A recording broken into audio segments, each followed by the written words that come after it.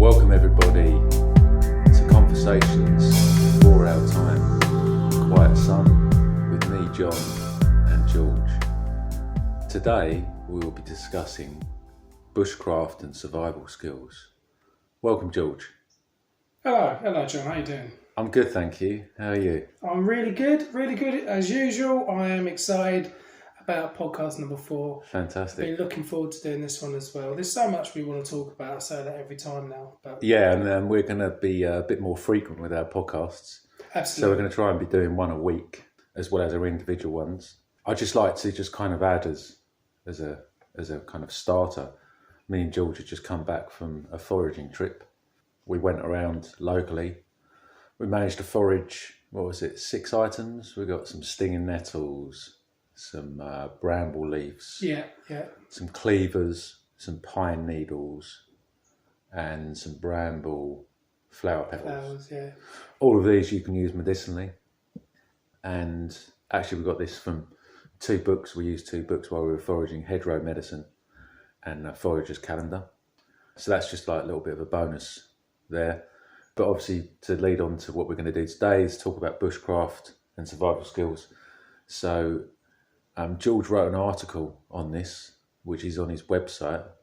We'll put the link to his website on the links page when we upload it to YouTube and the other platforms. Yeah, gspurehealth.com. Okay, excellent. So it's gspurehealth.com. There's some great other articles on there, some about mushrooms. Obviously, George, like me, is ramping up our efforts to kind of write as much as we can as we learn, so we can kind of inspire other people to do the same. So, George, I'd be keen to know more about your experience and why you wrote the bushcraft article. And I know you went on a course. So can you just tell me what were your motivations and why you thought bushcraft was important? I started learning. I was totally a beginner of bushcraft survival skills. It was you who actually introduced it to me. I knew barely anything about it, and there's probably loads of people that know out there just way ahead of us. But I didn't really know anything about it, so it's something I started learning in about 2020, and I learned some of the most amazing skills, which I recommend we would all benefit from knowing. I wanted to go out there and, because I'm a firm believer that I'm a doer, I take action. I like to say that I walk the talk. So I wanted to go out there and take action and start learning this stuff, because I think that we're all going to need these skills. The society are going to need these skills. We need to be more self-sufficient. I do really believe that the nature is calling us towards that direction. It's pushing us in that direction, and I've felt this now for a good couple of years now, especially with learning about the ground solar minimum from the last couple of years. So you brought it to my attention, actually. So and I've been, I read a book on bushcraft. I've bought a book on bushcraft and watched lots of YouTube videos, but I wanted to go out there and attend the introduction for a weekend, and it was the most amazing experience of my life. Apart from travelling, bushcraft was amazing for me. Cool, excellent. Can you tell me what were some of the highlights of your bushcraft course and kind of some of the experiences that people may expect if they were to do something like that? Well, the thing is, this was during lockdown, so I originally wanted to go with a group of people. We couldn't get that group of people because obviously last year was really chaotic. So I went on my own, and I thought there's pros and cons of doing it on your own. I thought, okay, I'll do it on my own, and there was 2 instructors there. So it felt like it was great that I got all that I could learn more by having just me there. Like the attention could be on me, and they can really help me learn what I need to learn on a one-on-one basis, basically. I think there's pros and cons of having to do it on your own and with a group, because it would be nice to see how well you work with a group as well. I wanted to do that, and I wanted to get more connected with nature. I had this thing that's urging me to connect with nature more, especially the last few years. and it's probably the best relationship I have with anyone is nature. And I'm always in awe of her brilliance, what she does for us, her beauty. And just get sad, a bit sad sometimes, as I said last time, that there's so many people that are disconnected from nature. And it gives you time to be with her. And I wanted to learn the basic skills from the very beginning. And where the school I went to was really good for teaching you the basics. So could you sum up what you think bushcraft represents, like the ideals of bushcraft, and what ideals you're attracted to? And if it's not too much more of a question, why you think this would be important moving forward in society that we're kind of approaching? I think it's important for people to understand what bushcrafting is. People might think straight away that bushcrafting, you might have to go and hunt and things like that. It wasn't like that. The area that I went in was a hunting area, but it really is more with learning how to make fire, gathering the right materials for it, the right wood, the gathering sticks, and learning how to use the bushcraft knife, which is... So what kind of, sorry to interrupt, Jules, what kind of wood is good for burning? I mean, with making a fire, the most appropriate wood, it would be beech, oak, chestnut and ash. They're all good for firewood. I presume that's because they burn quite a long time. They do, it's lasting, but there's also, you've got to be aware of what not to use. It's sweet chestnut, because that spits out hot embers, so best to avoid that. Alder wood is poor in heat as well, and it doesn't really last. So beech, oak, chestnut is really quite easy to get. Okay, fantastic. And you also mentioned a bushcraft knife. So can you tell me what kind of uses that a bushcraft knife would have? So what did you use a bushcraft knife for? Also the importance of what that represents as well. It's one of the most, obviously one of the most important tools to have.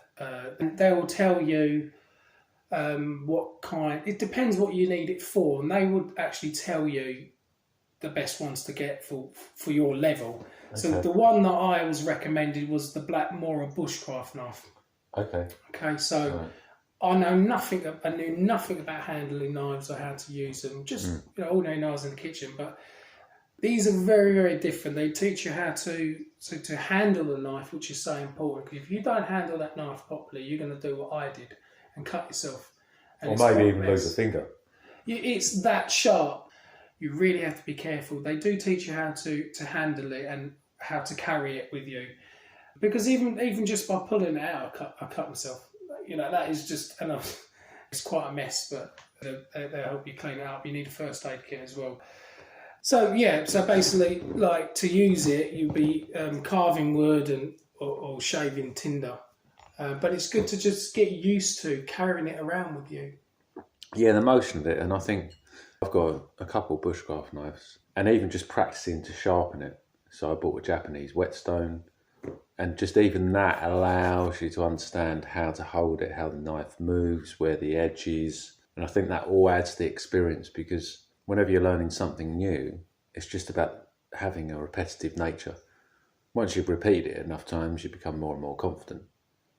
And then you know what danger is or fear is. You can differentiate between the two.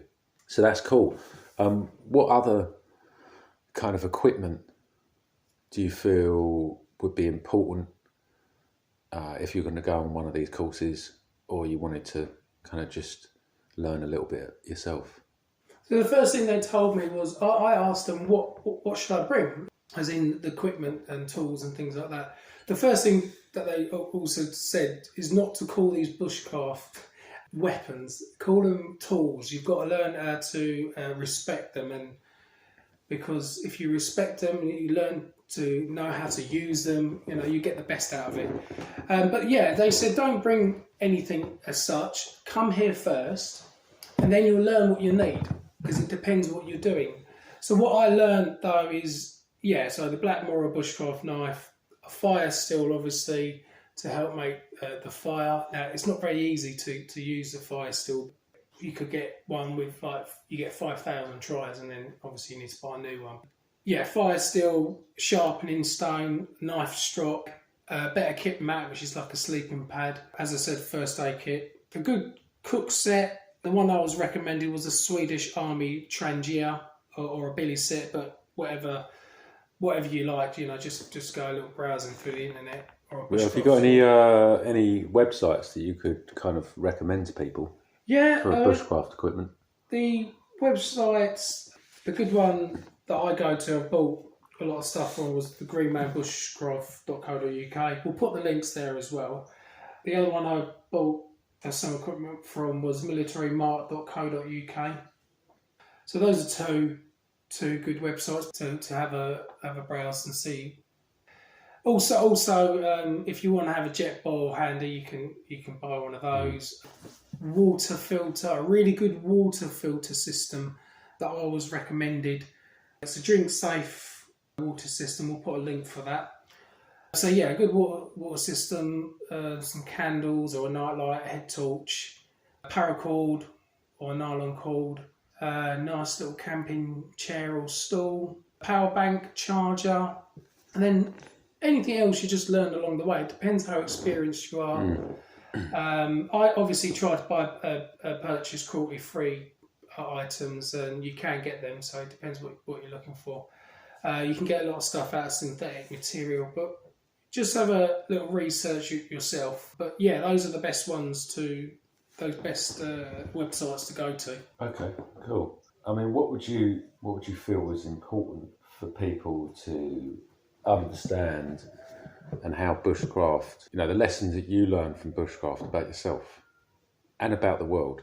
Because I think, just coming from my own opinion, when I seek to learn something new, it's because I feel a need for it. And learning anything new can be difficult, especially if you push yourself out of your comfort zone.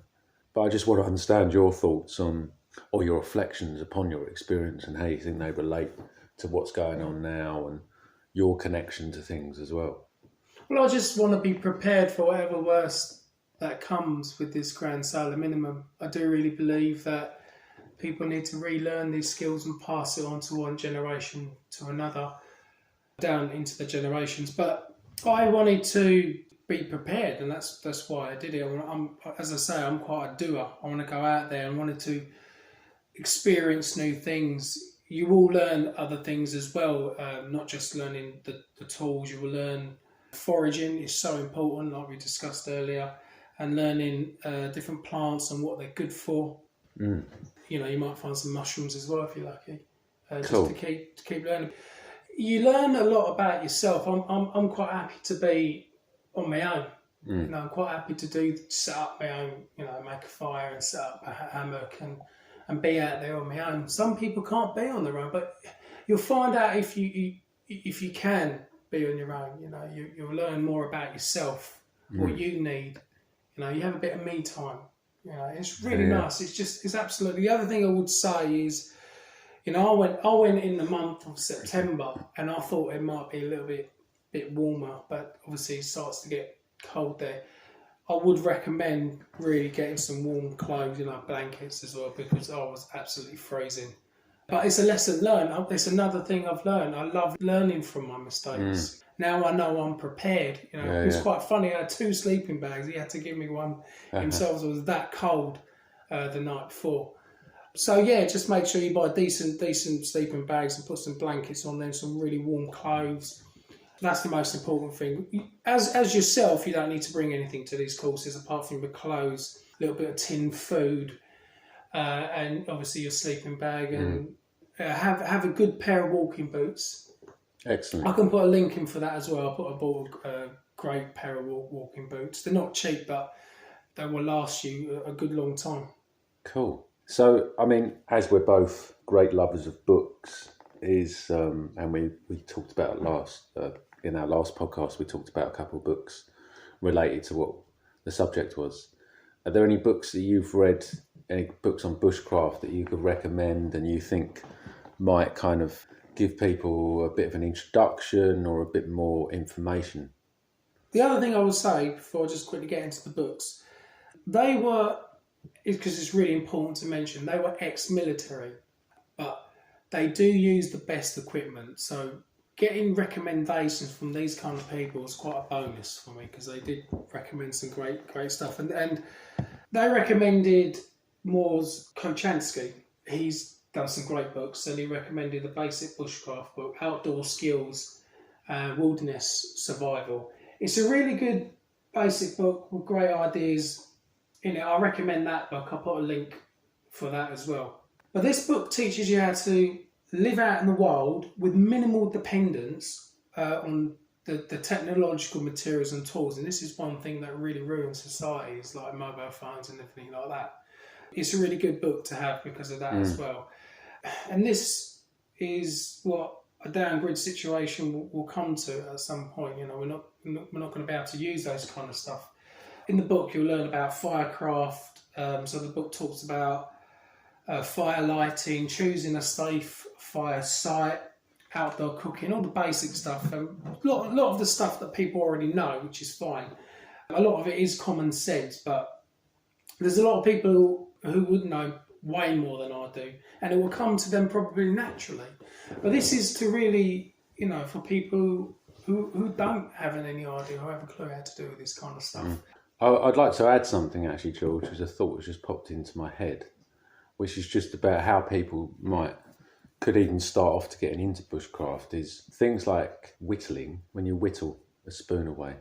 Yeah. That's the practice of using a very small but sharp knife to work with wood. And I think people don't want to go out and do campfires and things like that. It might just be a way that they can kind of connect with something. Yeah, absolutely. You know, because really all these things about creation, I believe, and something like bushcraft, like growing food, it's about being at one with the environment you're in, understanding it, wanting to get to know it, and seeking to be in harmony with it.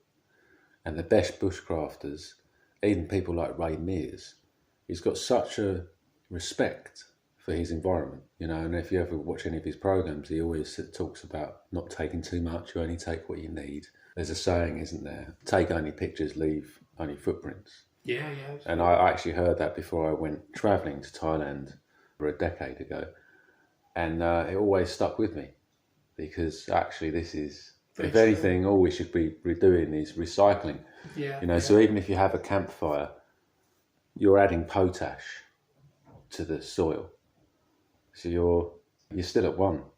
Absolutely. Yeah, just wanted to add that. Yeah, no, it's good. It's good you pointed out that. The problem we have with society is that they want to be in the comfort of their own home with a blanket watching the TV. That's the problem. You know, they don't want to be out there. I'm talking about general society. They don't want to be out there in the cold. They don't want to get themselves dirty. But they're missing out, in my opinion. And the cold, learning about the Wim Hof method, is what keeps you alive and brings the spark out of you. So, but people are too comfortable in where they are in their cities and things like that, and they don't have any want to go and do these kind of stuff. Yeah. You know? And I just think they're just missing out on something absolutely massive, because the idea of going camping, the idea of putting up a hammock just excites me to be with nature again, because money can't buy that. 100%, I agree, George. And I remember the saying, nothing in life is free, but best things in life are actually free. They are, totally. Because we just went foraging and it was free. Absolutely. And, you know, once you have your own seeds, you can grow for free. Okay, you might need a little bit of a starter investment, but once you save those seeds and you have enough compost to grow in, and you can capture your water and save your water, you can do it yourself. Really, this is what these podcasts are about, is trying to help people to differentiate between information and knowledge. Because information, on the whole part, it just confuses people. And it's just a bunch of red tape a lot of the time. But knowledge is something that you can put into action and it will benefit your life, even if you make mistakes. But the virtue of knowledge is derived from making mistakes. And that's how wisdom forms. Partaking in things like bushcraft or growing food or mending or sewing, you're connecting not only with part of you that many of us have lost, we're connecting back to our ancestors, but also we're claiming responsibility. The reason we're in this mess in the first place is because we've allowed other people to do things for us. People we don't know. If that was within the community, that'd be very well, because you could look after that person as well. But, you know, we just live in times now where I think people need to understand the importance of things like bushcraft, because you might never ever need to use it. But what happens in a grid down situation where you run out of lighters? Because this is all very possible. Even NASA have talked about grid failures from outbursts from the sun, or even from Chinese communist attack. Yeah. You know, I mean, the latter is probably less likely to happen. The point is, anything like bushcraft, growing food, is about being prepared.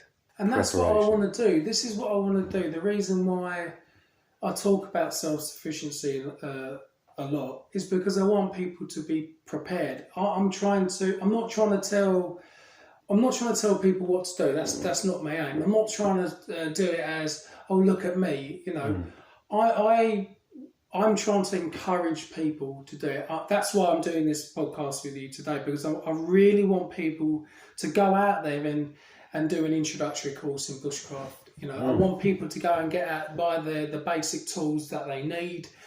Yeah, people, as I said before, a lot of people are way ahead of the game than we are, and they've got these tools. But there's a lot of people out there that are not prepared. There's a lot of people that don't know what to do. And so I want to encourage people to get these basic tools, how to use an axe, for example, axe crafting, like the book Kachansky talks about. You know, it's a very basic book. It helps people to choose these tools, for one, why you need them and when you'll need them. You know, so I'll just quickly go back in the book. So the book also talks about the axe crafting. So it's probably one of the most basic and important bushcraft tools to have. So it will teach you the various types of axes to buy, taking into consideration of the weight, because that's important, and the lengths of the handle. Because a lot of people won't think about this kind of stuff. You know, they might just go out there and purchase it, but I think it's important. You want to be comfortable with the tool that you have. Yeah, of course. It all depends on as well what your individual needs are. Yeah, the bigger the better, because it's more safer. That's what the book advises. Be careful of not getting one that's too heavy, because obviously, you know, you've got to carry it around. But some good tips there. It also talks about tree felling. This is not what I did at the bushcraft course. Obviously, there are different levels you can do. Mine was just an introductory one, so there's obviously other advanced levels that you can do. So tree felling and how to, it tells you how to do it for beginners and those who are more skilled as well. But, you know, obviously be careful when you do this. Safety comes first. We've got to take into consideration different types of trees will fall differently, and always know your surroundings, you know, for any potential hazards. These are all things that we have to be aware of.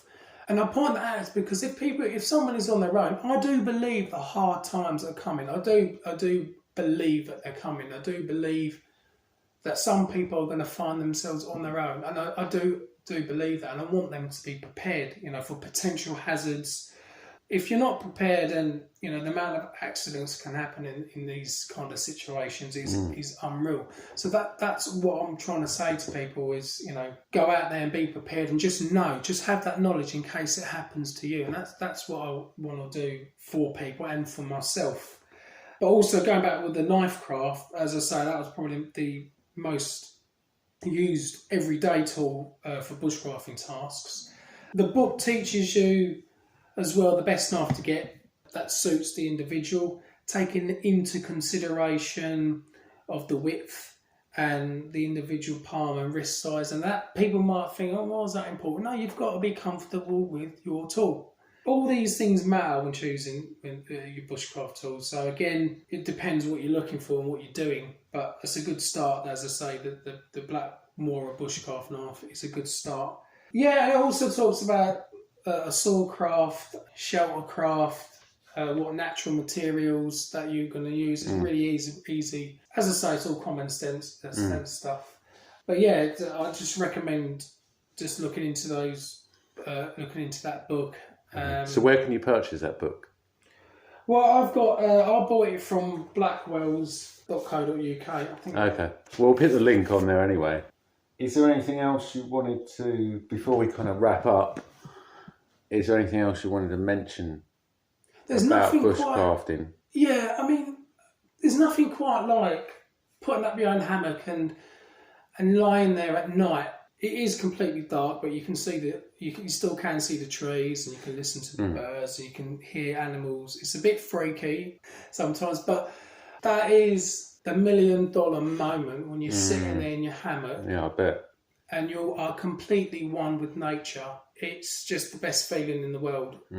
Yeah, I was a bit cold, but it didn't bother me. Didn't bother me that much. I just feel people, I keep saying it, I know I do, but I feel people are missing out on that moment. There's nothing quite like it. And I just hope I can encourage people to go out there and take action, because to learn this kind of stuff, you might get to a point where you're not going to be able to learn it. No. I mean, none of us really know how this is going to unfold. Just the very fact that certain countries are now forcing this vaccine or this experimental genome therapy onto the citizens of their nations is a sign of the times to come. Yeah, I agree. I think in this country we do have common laws, so we do have certain amount of protection, but I can't think people can be fooled by the fact that when it comes down to it, it's not even going to be about law, because when the power and influence are put into the hands of these people, they can just change the laws. Just like they brought in laws, the coronavirus bill, which is based on falsified data. Absolutely. So even if you believe you can change people's minds, you can't beat a system through the system. So you need to learn these skills in order to ensure that when shit hits the fan, you at least have something which, one, can get you through an emergency period, and secondly, you can barter with those skills. You can take those skills in anywhere and use them as trading, so you can maybe find somewhere to stay or get some food, or who knows. So I think for me, these ancient skills are ones that are inherent within us, and actually we kind of know how to do it. It's just we need to be reminded. Just going back to the law, like common law, I'm always saying it to people, get prepared. But you also have to pick your battles. You're up against a system that has weapons. At the end of the day, that is it. You could learn common law. Is it worth getting arrested and de-arrested?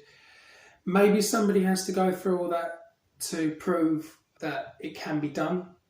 But at the end of the day, they can stop us. You know, they have the weapons. So, I mean, the new thing come out that unvaccinated are not allowed to go to Canada.